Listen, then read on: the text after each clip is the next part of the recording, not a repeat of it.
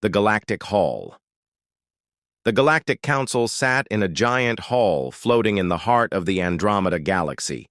Thousands of species from across the stars with their reelians with wings, beasts with metal skin, creatures of gas and light. It was a peaceful meeting. They spoke of trade laws and new member planets, but one planet's name was never spoken. No one asked. No one remembered. Earth. One question at the edge of the hall. A young alien student raised her hand. "Excuse me, elders. What happened to Earth?" The room went silent for a moment. Then a tall elder from the Klur Empire chuckled. "Oh, Earth. That old blue rock. It probably destroyed itself a long time ago. War, pollution, or madness." Humans were always short-lived. Others laughed. Some nodded. No signals, no ships, not even a satellite. It's just a quiet planet now. The council moved on, but Earth was listening far away. Deep in the solar system, a pair of human eyes watched the galactic meeting from a hidden station near Pluto. Commander Lyra Cole, leader of Project Iron Sky, leaned forward. "So," she said, her voice cold, "they forgot us." The screen flickered. Behind her, walls lit up with activity. Earth's Secret Defense Command had been watching the galaxy for decades. Didn't send messages. They didn't respond. They just listened and prepared. Lee returned to her team. Begin Phase 1. A history of silence. 100 years ago, Earth went dark. After World War I and the collapse of the Global Alliance, humanity made a bold decision. No more broadcasts, no more signals, no open contact with the stars. Instead, they focused on building underground cities, space stations on moons, AI defense networks, stealth ships that could cloak from satellites. Earth became a silent fortress. People called it the long sleep. But it wasn't sleep. It was training. Humanity's secret rise. While the galaxy laughed at Earth's silence, humans built things the stars had never seen. A new generation of humans was born in space, children who learned zero gravity before they learned to walk. Scientists worked with dark matter and time-bending tech. AI soldiers trained in digital worlds. Some ships were even hidden behind the sun itself, invisible to every alien eye. They didn't want to join the galaxy. They wanted to be ready. The first sign back in the council hall. The peace was suddenly broken. "Emergency report," shouted a security drone. "One of our long-range scout ships vanished." "How?" asked a council member. "No trace, no signal. It was heading toward Sector 9, Xenia, Sol." Everyone paused. "That's Earth's system." Someone scoffed. "So, probably just space debris." But two more ships vanished the same way. Now, the council grew nervous. Project Titan awakens on Earth, deep beneath the oceans. Project Titan came online, massive weapons, satellites, and starships activated. Hidden bases began to hum with power. The world had changed. The nations of Earth were no longer divided. They were united under one flag, United Earth Command. Commander Lyra stood before her crew. "They forgot who we are. They erased us from history. But now, they will remember." "We do not knock on doors," she said. "We break them open." The message from Earth's orbit. A single stealth satellite moved toward the edge of the galaxy. It carried no weapons, just a message. It hacked into the Galactic Council's central broadcast network in the middle. Of a calm meeting, every screen in the council hall turned black. Then a voice come human spoke. "You forgot us. We did not forget you. You looked away. We were watching. You moved forward. We prepared. We are Earth, and we are awake." The room froze. Then the screen showed Earthen as a quiet planet, but with thousands of lights in orbit, satellites, cannons, ships. A voice ended the message. "Remember us now." The council reacts. Chaos broke out in the hall. "They're alive." "How did they get that tech?" "Earth has warships." "Since when?" Some demanded immediate attack. Others warned, "Do not provoke them. We don't know how strong they are, but deep down they all felt it. Fear. They had laughed too soon. Back on Earth in a control room under Mount Everest. Commander Lyra watched the galaxy react. "They're scared," said her officer. "They should be," she replied. She looked out the window at the night sky. The vanishing ships across the outer regions of the galaxy. Something strange had begun. Patrol ships, scout vessels, mining drones. All disappearing without a trace near one sector. Sol system in a military meeting aboard the flagship Vashtar. An alien officer reported nervously. "We've lost contact with 3 vessels this week."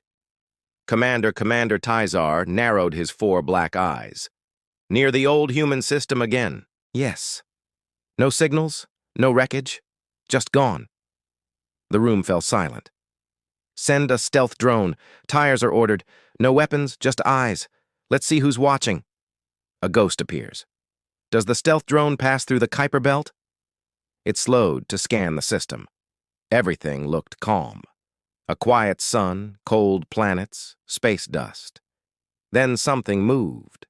From behind Neptune's shadow, a strange object appeared. It was not a rock. It was a satellite, black and silent with red lights glowing. The drone's camera zoomed in. For a second, it caught an image, a human skull symbol, then static. The drone shut down instantly. Nothing came back. Iron Sky reactivated back on Earth. Inside the hidden orbital command center, Black Halo, Commander Lyra Cole stood before a large holographic display. Her sharp eyes studied enemy ship routes in real time. "They're getting curious," said her second-in-command, Sergeant Decca. Lyra nodded. It was expected. They believe Earth is still playing catch-up. She walked to a glowing terminal marked Project Iron Sky. "Open the gate," she said. Dozens of stealth cruisers hidden behind the moon powered them. These weren't normal ships. They were silent, angular, and ran on dark matter engines, built for ambush, made for fear. "Targets will arrive in 48 hours, Decca confirmed. Lyra's voice was calm. "Let's remind them what silence really means." Ava wakes up elsewhere inside a cryo chamber beneath Earth's southern pole. Captain Ava Wren opened her eyes.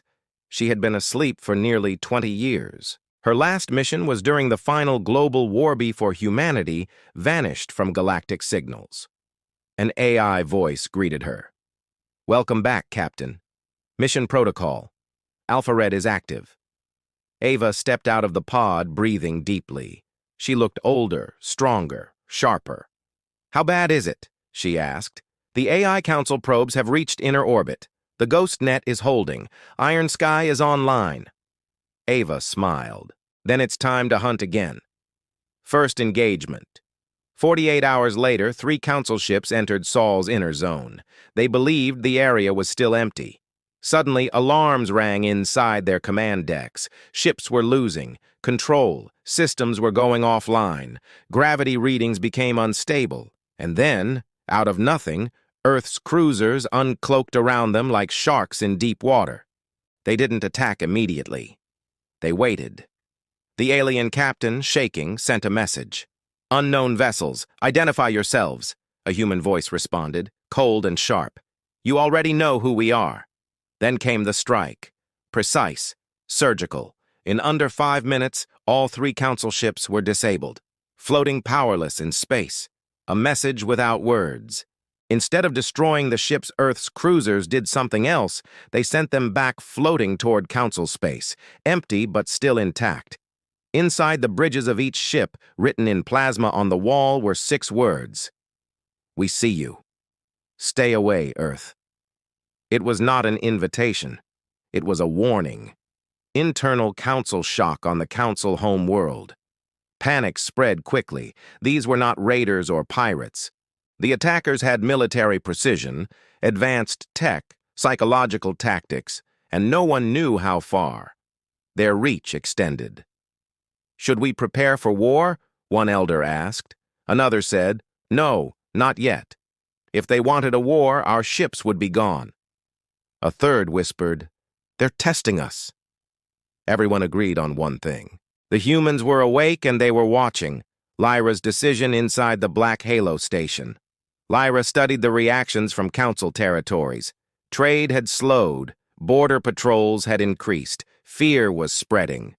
But she wanted more. "This is not enough," she said. "They still think we're bluffing." Sergeant Deca looked concerned. "What are you suggesting?" Lyra turned to Ava, now fully briefed and armored in an upgraded exosuit. "We send her," Lyra said. "Let one of them see our face up close." Ava smiled. "It's been a long time since I said hello." Into the fire Reaver boarded her strike craft.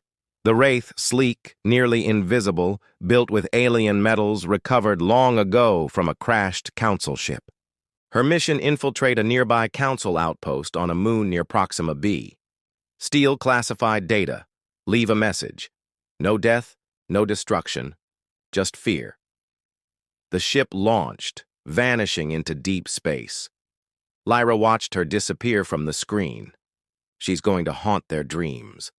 I wonder how it feels to be watched and not even know it. To sit in your meetings while death waits above your head. She smiled slightly. Let them talk. We're just getting started. Final scene hook for Part 2. Above Earth, in silent orbit, 1,000 human satellites moved into position. Their red lights blinked like eyes opening in the dark because Earth had been forgotten. But now it was ready to make the galaxy remember.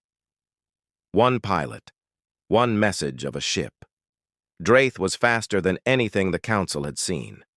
She didn't need an army. She was the message. She flew low over the outpost, dodging plasma blasts and cutting through their defense grid like it was paper dot inside the control tower. Council guards panicked. Activate orbital cannons. Too late. She's already here. Ava's voice came through. There comes clear and cold. You should have left us alone. The break-in within minutes. Ava landed her ship on the roof of the outpost. She stepped out, her boots hitting the floor with purpose. Her armor shimmered black, silent and smooth like oil. A Sultec hybrid suit reactive alive. She moved fast, disabling guards, hacking terminals, and planting beacons. She wasn't there to kill. She was there to be seen. She let one camera stay active. She looked straight into it. Earth is not coming for talks. She uploaded a data spike. All Council networks on the planet went dark. Then she vanished back into the sky. The fallout back in Council space. Panic spread faster than light. Hundreds of stations reported strange black-coded data pulses. Their systems crashed. Defense codes were exposed. Trade lines were rerouted to avoid Earth's region. Council war rooms were flooded with one question. How did they get this advanced? The truth was hard to accept. While the galaxy expanded through treaties and trade, Earth had chosen war readiness. Earth didn't just catch up, it overtook the Responsen, a Council war carrier. General Varel slammed his fist on the table. "We can't just sit here. They've humiliated us twice." Another general disagreed. "If we strike without understanding their strength, we might lose more." Varel stood up. "I'll take my fleet. We go to Sol. We test their defenses," a Council elder warned. "And if they're stronger than we think," Varel smirked, "then we remind them who rules the stars. Earth prepares back on Earth." The sky above the Pacific Ocean shimmered with light. A secret structure known as Skunet. Halo hovered in the stratosphere and orbital shield and cannon platform hidden. From alien eyes, Commander Lyra stood on the bridge with her officers. "They're coming," she said. Deca nodded. "We spotted a war fleet jumping through Alpha Route 9 ETA. 12 hours. Lyra didn't blink. "Bring up the global shield. Activate thunder sequence." A signal went out across the world. Thousands of defense towers lit up. Stealth drones launched. Orbital cannons unlocked. Earth was quiet no more. The first fire. Hours later, General Varel's fleet appeared near Saturn. 40 capital ships, fighters, drones. They approached Earth slowly, scanning, searching, And then Skynet Halo fired first. Beams of pure energy, silent and bright, ripped through space. 2 enemy ships exploded instantly. Earth's ships uncloaked. One by one, sleek, black, fast, moving in perfect formation. The Council fleet fired back, but it was chaos. Their weapons missed. Their radars glitched.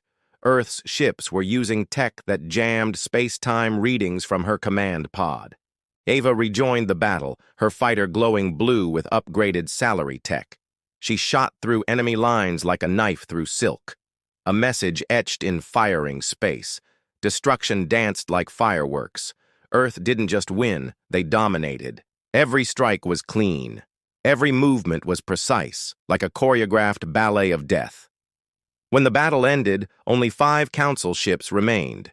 Earth could have destroyed them all, but instead, the survivors were allowed to escape with one last sight. The sky above, Earth glowing with massive red words projected from satellites. This is just a warning. Shock waves across the Galaxy Council members met again. This time, not with pride, but fear. They let us live. One whispered, another said, that was mercy, or a threat. The Elder Council speaker closed her eyes. We made a mistake. We judged them by their silence. But silence wasn't weakness. It was focus. They were preparing for this moment. And now, ... They are not behind us. They are above us. Humanity's next move. A week passed. Earth stayed silent again. But now it was a different kind of silence. The kind that makes empires nervous. In the Black Halo station, Lyra met with Ava and Decca. It's time to decide, she said. Do we wait for them to attack again? Ava looked out at the stars. No, this was just a slap. Next time we punch final scene from a distance. Earth looked peaceful. A blue world turning slowly under a yellow sun. But above it, hidden behind the glow, floated ships, satellites, weapons, a sleeping beast, wide, awake. Humanity was not angry. It was simply ready. Ready to strike, ready to rise. And now the galaxy knew it. Asterisk gold powers break in the far reaches of Council space. Smaller planets began whispering. If Earth can stand against the Great Fleet, who else might rise? Old empires felt their grip weaken systems. Once loyal began questioning their leaders, inside a hidden council meeting. The elder speaker of the Felix race, wise and ancient, said slowly, we built this galaxy on unity, but we forgot something. The others listened. We forgot what happens when you leave someone in the dark too long. They don't stay quiet. They start sharpening knives. The vote for Warren emergency vote was called. Shall we prepare a full-scale war against Earth? The speaker asked. Arguments exploded across the chamber. One said, if we strike now, we can still control them. Another shouted, they let us live. What if they don't next time? Then General Varel stood. I saw their ships, their tech, their pilots. They are not peaceful. He slammed his fist. If we wait, they'll take everything. The vote passed just barely. War preparations began. But even as ships gathered, something changed. Earth's second move. While the Council panicked, Earth acted with calm purpose from a secret dock behind Mars. A massive ship launched, the Nova Strider, a mobile station carrying scientists, diplomats, and defense systems. It wasn't a weapon, it was a message, not in words. In action, it entered neutral space, stopped near a Council trade route, and began broadcasting one simple signal. We do not seek war, but we are no one's subject. Council ships approached it, but Earth never fired. They just watched, waited. The message was clear. We're not afraid. We're just watching who moves first. Inside, Nova Strider bored the Strider. Captain Ava Wren stood near a transparent wall, gazing at the stars. Beside her, Commander Lyra's voice crackled through a secure channel. Did they respond? Ava shook her head. No, but they're watching us every second. Behind them, Earth's top minds were running experiments, new weapons, shields, and even alien language decoders, one scientist said. We've cracked 3 council dialects. We can hear their war councils. Another smiled. They're scared. They think we'll wipe them out. Ava whispered. They should be more afraid of what we choose not to do. Council Crane, the council capital. Whispers became louder. A few leaders secretly contacted Earth, begging for peace talks. Others offered trade. Some offered intel. Lyra received coded messages from planets Earth had never even met. We want to switch sides. Protect us, and we'll help you from within. We don't trust the Council anymore. Earth had done what no one else had. Made the powerful look weak. Rebellion sparking the Zarin sector. A rebellion broke out. A small moon planet overthrew its council governor and raised a new flag, Free Alliance.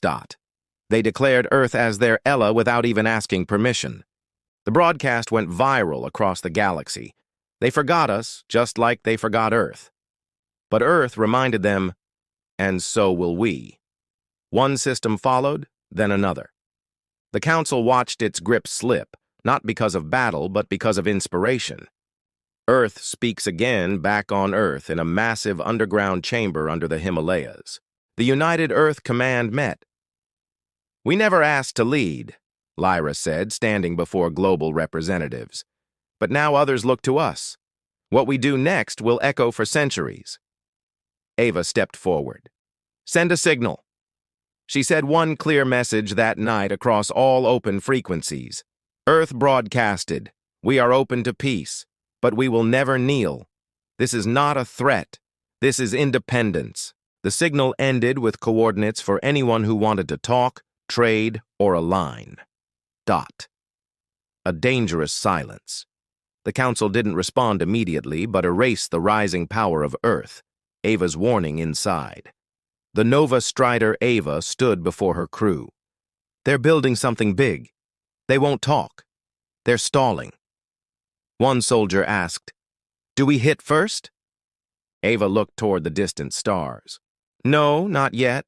But if they fire first, we finish it. Her voice dropped low. And we don't stop halfway. Final scene in deep space hidden behind layers of gravity fields. The Oblivion Spear hummed with growing power. A countdown began. Meanwhile, Earth sent a small scout fleet toward its location. The final game had begun. The galaxy had been ruled by peace for too long, but now Earth was a player, and Earth never played to lose. Back on Earth, Commander Lyra Cole stared at the tactical display. The weapon's location had been confirmed. Intel gathered. Timelines matched. She turned to Ava Wren. We have 2 options, Lyra said. Wait for them to strike or end it before it begins. Ava didn't hesitate. We end it. Around them, the command center came alive. Orders were sent. Engines powered up. Ships prepared to leave orbit. Operation code name Thronefall. The fleet of Earth from behind Earth's shadow. The full power of humanity launched. More than 100 ships, battle cruisers, stealth raptors, drone swarms, and salary-enhanced fighters, all heading toward one point in space. No threats, no speeches, just silence. And behind that silence, fury. The final Alizar's Earth's fleet approached the weapon. Unexpected signals appeared. Ships from rebellious colonies and rogue council systems jumped in beside Earth. Old enemies, new friends. We stand with Earth, came one voice from the Free Orion League. Your fight is our fight, said another from the Arclight Rebels. Humanity had sparked something the Council never imagined. Unity through resistance. The face of fear inside the Oblivion Spear. General Verrill stood on the bridge. He watched as the human fleet came closer, bigger than he expected, smarter, faster. A screen flickered to life. AA's face appeared. We could have talked, she said, but you built this instead. Farrell snarled. You think this is over? Ava leaned in, her voice calm. It is. You just don't know it yet. The battle begins. And then it started. Human ships moved with terrifying precision. Solaritech weapons bent energy around them, dodging the spear's automated defenses. Earth's AI drones hacked into its outer control layer, turning some of the weapon's own cannons against it. Fighter jets cut through the black like blades through fabric. Every move was exact. Every strike had purpose. In just 15 minutes, outer defenses were falling, but the core remained. AA's final flight, the only way to shut the weapon down permanently, was to reach its heart and destroy the control matrix. But no, missile could fly through the internal layers. No drone would survive the defense systems. Only a pilot in person, manual control. Dua suited up. Her fighter, the Wraith 2, was ready, built for one purpose: to fly through hell and reach the center. As she climbed in, Lyra's voice came through. "You don't have to do this." Ava smiled. "Yes, I do." She launched into the spear inside the massive weapon. Ava flew through narrow tunnels of light, dodging automated turrets, crashing gates, and shifting walls. Every second was death, waiting to happen. But she kept going. Memories flashed in her mind. Earth's ruins from the past, the silence, the sacrifice, the rise. Dot. She reached the core. It was pulsing seconds from full charge. She activated the overload sequence. Her voice echoed into space. "One last time. Let this be the last warning Earth ever needs to give." She fired dot explosion in the dark from far away. It looked like a sun had been born. A wave of white light spread across the stars. The Oblivion Spear shattered, its pieces burned away in seconds. Earth's fleet stopped, watching, waiting. Then a signal. A life beacon Ava had ejected just in time, rescued by a drone shuttle. She opened her eyes and smiled. Still here, the fall of the Council word spread fast. The Council's greatest weapon destroyed, its fleet outmatched, its secrets leaked. Planets began breaking ties. Systems voted for independence. The old power. Structure crumbled. And in the vacuum, something new rose. Not an empire, not a dictatorship, a coalition built by Earth, led by many, focused on freedom and defense, not control. Earth was offered the title of High World. Lyra rejected it. "We don't want a throne," she said. "We want balance." But in every council, in every system, when something serious was discussed, people turned and asked, "What does Earth think?" Peace and purposes passed. Earth's skies remained full, but not with warships, with explorers, builders, diplomats, scientists. The stars were finally open, and this time, Earth wasn't late. It was leading the way. Ava now trained new pilot stoves from other worlds, too. Lyra oversaw the coalition's defense, but always watched the stars. Dr. Vela, Earth's chief historian, spoke in a new documentary. "We were quiet once. They thought we were gone, but that silence was just us getting ready." Final scene: a child on a distant world looked up at the night sky. "Mom," he said, "what's that bright line in the stars?" The mother smiled. "That's Earth's path," she said. "It's where everything changed." The child asked, "Are they heroes?" The mother paused. "No, they're humans, and sometimes that's more powerful than anything else."